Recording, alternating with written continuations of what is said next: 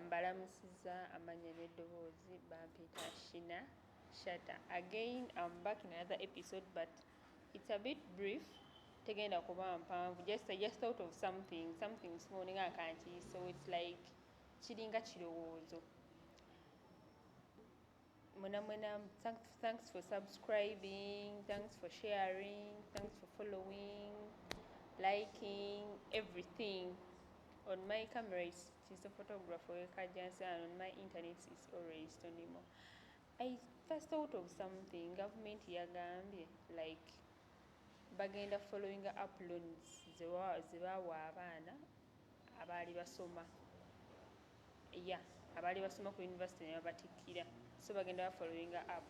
So nebuuza how would the government follow them up nga n'emirimu tebayina, because abaana bamu basoma obusawo naye okufuna omulimu mu busawo olina okuba ne connection. Kati how will the government follow them up? Kwa abamu tebabamanyire, just registered ne ID zaabwe, nothing else. Tebabamanyi nti babeera wa bava wa biki. Some people come from different places. Omwana ava eggulu naye nga azze kusomera Makerere. So how will the government enamulondoota okutuuka eyo nayina gy'ali amanye nti twamuwa loan? N'ekirala ekiriwo, those scholarships ezimu government ze claiming that ze baawa abaana, some scholarships abaana b'abakulu, like people who have money bafuna scholarship.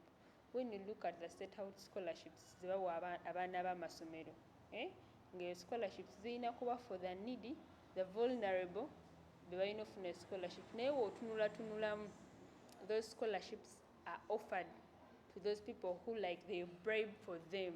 Kubanga okuba ku set house scholarship these days ziribanga swagger, studying on scholarship on set house. Ante n'ekirala ekiri challenging, abaana basomera ku set house scholarship bali in big schools. Osanga omwana nga mwana wa mugaga ali ku set house scholarship naye nga asomera St. Lawrence. Yet those scholarships are set for abaana abali needy, abali vulnerable. So kino kituteekawa, cause that campaign ekya giving in scholarships to the students kyali mu manifesto ya 2011 eya president. So since then mpaka nakati government should just know that ezo scholarships zebagabira abaana b'abakulu bebasigaza bebabeera nazo. Take a instance, if government ega clearing everything out, they should go back to the leaders abali ku kyalo, abali ku kitundu, ne balabe ezo scholarships abaana bazifuna batabaza following up amasomero. Watojagamba government sisulire omwana ali ku St. Lawrence naye nga waliyo amasomero amatono agasobola affording abo abaana. That's impossible kuba sente zigenda nyingi. That means sente z'omusolo ziba zigenda. That's leading to high taxes. Usanga nga emisolo bagitadde waggulu, reason being bafulumya sente nyingi ate on something that's not valuable. Kuba n'abaga basinga they go to school just to pass time. Ekitali ku muntu wa wansi. Omwana w'omuntu wa wansi agenda kusomera nga kyagenza okusoma akimanyi, ng'ali committed, alina passion, tebamukase, akikola with love. Ekitali kwaba abaana. So government should go back and sit down balondole those scholarships zigenda wa, zigenda mu masomero ki, bazifuna batya. About the issue of opening universities on 1st November and vocational institutions, what and what. Bagenda kikola batya abaana abaatuula Form 6 in 2019? Will they be added in the first year of next year in Jan, or will they continue another year? Kuba osanga omwana, some students, abaana they are joining international schools. Osanga omwana yatuula mu 2019 ng'ali kusoma first year, still mpaka kati n'omwana eyatudde this year 2020. Kwa bana bagenze international schools, they have that belief international schools basoma, they are continuing their syllabus. So how is the government laying the strategy of education? Education system ya Uganda eri kwonooneka. At least egirewo ddala okusoma till January, to them following a calendar as usual. Over the government, Mr. President, I know common airing out the country education over our chance. Ministry of Education ye eyogere ewe endowooza yaayo ku education system wakati ekyategeerekeka. Museveni said that she yagamba promoting abaana bali mu nursery of 6 years and above. Just not every school they will promote them. Amasomero agamu gakuza class, promoting according to years, or promoting according to your knowledge or wisdom. Kati osanga omwana ali 6 years nga still akyali middle class. Some students abaana abamu bali mu 6 years and above in some schools naye nga bakyali mu nursery, and still now they are still in nursery. Abaana abalikula, abaana ba nursery bakomusoma 2 years back since COVID yatandika. How mwasubira kyo catching up nga ne bino ebagamba ebyokusomesa, teaching students okusomesa baana ku ma TV, radios.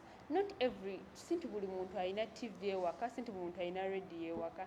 It can't be accessed by everyone. Oteeka abaana mu papula za mulimu bateremu work. Fine bagamba oyo work bagenda wanga buli one newspaper pa ku buli kyalo. How do you think buli omu asobola accessing that newspaper if buying a radio or TV? If buying a newspaper okukopamu waka kibalemye, how sure that they will be able to access a radio or television at home to omwana asome? Abamu they are big families.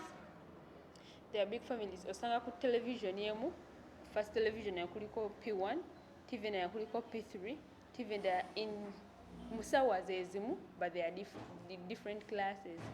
So how will bana compensating abatya kuba osanga mu nyumba emu nga mulimu omwana wa P1, mulimu omwana wa P2, mulimu omwana wa P3, omwana wa P4 in every class, naye ate nga buli TV kuliko class yanjawulo. Kati banaasoma batya?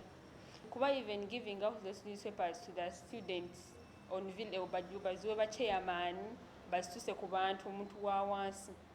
Still it needs money. Sinti buli omu agenda dufunye tukwa chairman akugamba okuparwa weddewo oba photocopy ya nusu 5, photocopy e10. So how do you think they will get access to those to that work that they put in the newspapers? If putting on TV is a solution, yakawonna kuzino wa bay. Toka otunula currency ya Uganda, we Ugandans, fikali abana Uganda, we are the one who supply electricity to other countries. Nante otunula tulamu the way we buy butuengeje tukula amasanyalaze gaffe. Unity waffe ya nusu 10 in Uganda, but in other countries, for instance Kenya, unity yabwe eri less 1,000 shillings of Uganda.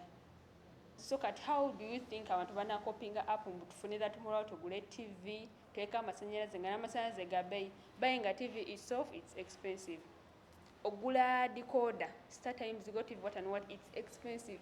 Paying it monthly, it's expensive. Buying yaka no gamba njate yako unity emu tujikekereze, still it will be costly nga nezemmere wakazi bate babalekerawo nga tezimala olumu nga tezimala. So how do you think they will be able asule TV, asule yaka, asule everything? So government needs to do them either to cancel this year eberedde then ibadde next year in January education system eddewo as normal nga bwe yali, or else let the president give chance the Ministry of Education and Sports ajje at airing out atugambe ekituufu ekiriwo. Kuba bw'otunula Ministry of Education yegamba it's Ministry of Ministry of Health egamba third wave ejja, and if they explain about the third wave olabira ddala nga third wave tugenda all we are going to collapse, and it's mostly affecting with the teens and the young abaana abato from 5 to 25. And at the same time, Museveni are opening the schools from is it 1st November? Abana bali mu age emyaka, because it's universities and institutions and all those. Kat, how do you think kuwasanga omwana some enrolled kesujjagana kyogera, some enrolled in international universities era bali mu kusoma basoma? So how do you think omwana agamba ngene some neyatula gundi form 6 mu 2019 nga na 2020 banga tudde ne muto wange? So that's also a challenge. We are facing challenges. Otuka kusoma appetite yokusoma togina, they are forcing you to study sente wakati ziriwo. We are ofuna mental torture from school, mental torture from home. Byano bigata, it's affecting the teens, mostly the teens, because I speak for the teens. It's affecting the teens. No tunulira abana abagraduating off Anyway, I may take this opportunity to thank those who have sponsored girl child education and empowerment in Uganda. Levikson, thanks for yasomeseza abaana and they graduated. Sina abaana bakazi bakulu kozi balina n'abaana yasobodde kale he was able to inspire them and they educated n'abateekamu sente zaabwe and they educated, but ekitali ku bantu abalala, ekitali ku government, it's only kale government education system ya Uganda eri kale esomesa mostly on job seeking, not job creation. Ebasomesa entrepreneurial schools, these vocational schools, institutions emulabanga eziri low, they are more productive than the universities, because universities emulaba Makerere, Kyambogo, biki they just teach theory, not practical. Ekitali mu institutions omwana jagenda asome skill nga ya mutwe nga ya mbwongo nga ya mikono aveyo nga amanye gikola nga ne theory amanye. Ekitali mu universities, government is investing most in universities more than institutions. Institutions can be afforded n'omuntu wa wansi. Kubona omwana asomereyo mu kyalo biki gamba sigenze ku Makerere naye njagenda ku institute at YMCA. That's another challenge. YMCA is getting more students more than Makerere University. Ask me why. Omwana amala senior 6 nagamba okusinga ogende Makerere where bajja kutoka tuition what and what twekalakasi kangende ku YMCA. Jama YMCA bagenda kunsomesa theory and practical ate nveyo nga nekyenkola nkimanyi otuuke mu field nga abaana abasomere Makerere they know nothing nga bamanyi theory nga they know nothing compared to kumwana asomera ku YMCA, which is also challenging. Ffe nga abaana abajja nga tulina be tutunuulira okubeera kituteekawa ogamba kansome fine nsome bankase ngenze mu ssomero nsomye teri mirimu kati government egamba egenda kulondoola abaana abali ku loan. It was that chance was given mu biseera by'obululu abaana abawa loan ne basoma. It was a good suggestion, but sinti balina balondeerawo immediately nga bakava ku university. They give them time. Let them give them time. A time siga ntino kabanga ka 2 months 3 months biki kuba ne mu Uganda you can't get a job nga kamala okusoma nofuna job in a month. Guba mukisa bukisa. Some give in a lot in order to get a job in a month in Uganda. But we time like 2 years. Kubojja manyo omwana ya graduating 2 years back. Wata nafuna mulimu. Wabanga si ekizibu. Eddene omulimu gwe yakola gwe yasomerera gwe guliko ekizibu. So government erina kuwa time ewa abaana baka graduating time and space, because abaana baka graduating Kyambogo tolabye graduation parties biki out of a blue government negambirawo tugatandika obbalondoola 30,000 shillings eza Uganda bazisala ku musaala gwammwe. Abaana abamu oba ofuna omuntu otandikira ku ssente nnyingi otandikira ku busente butono osotandika nga okola emitwalo 10 kati government ojja nekusalako emitwalo 3 nosigaza emitwalo 7 zigenda yamba kinga abaana abamu babasomesa after school their parents accept babasubira to give back. Ko otandika omala okusoma waka otandika okola ng'okyabeera wammwe muzadde abakusubira to give back sukaali abakusubira omuleeta some of the bills ewaka bwe winozisasula electricity biki and their expensive taxes are high, which is making everything buli kimu okuyimirira in Uganda. So gulinganga guberenga mulanga oba kuberenga kulabula, it's kuberenga cheat the government. They should give gap and space to students abaka graduating. Fine okubalondoola kyandibadde fine naye babaweemu gap eya 2 years they settle out bafune emirimu. Okitegedde bafune emirimu nga n'emirimu gye bafunye basobola like kuba okusooka okufuna omuntu agamba omwaka ogusooka tusobola emitwalo 10 oba olasobola emitwalo 2 baku increasing time by time. Sinti ogufuna otandikirawo ku ssente nnyingi wadde wasoma omulimu gwa bbeeyi otandikira ku busente butono. Abamu si gw'ofunira nawo oyinza okusoma lo naye n'otandika nga cleaner in a law firm, which is surprising ate nga kituufu.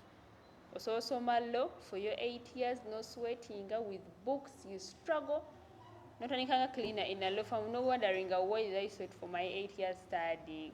Nga ne government ekubanja nobeera ku pressure nobeera ku panic, parents at home bakutunuulidde government they have to give in back.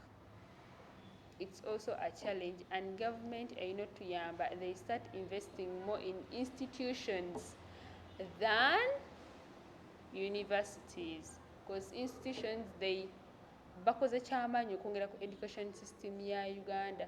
They teach students with theory and practical, ekitali mu universities.